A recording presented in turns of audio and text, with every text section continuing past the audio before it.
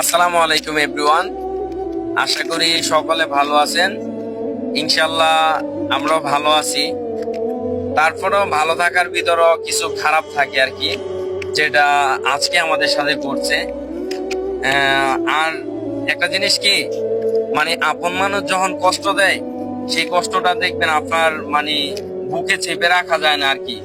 মানে কারো কাছে শেয়ার না করলে মনটা অনেকটাই খারাপ থাকে, মনে হয় যে পৃথিবীতে আমার কেউ নাই, আমি জাস্ট একাই।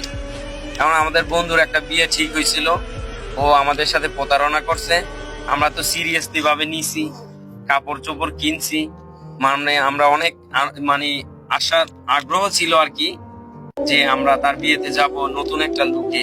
তো আমরা ডিফারেন্ট কিছু কাপড় কিনছিলাম, যে আমরা একসাথে মানে এক কালারের ম্যাচ করে আর কি পরবো। এখন মানে আজকে শুনতে পারি যে ওর কোনো বিয়ে নাই, বিয়ে হচ্ছে ওর বড় ভাই।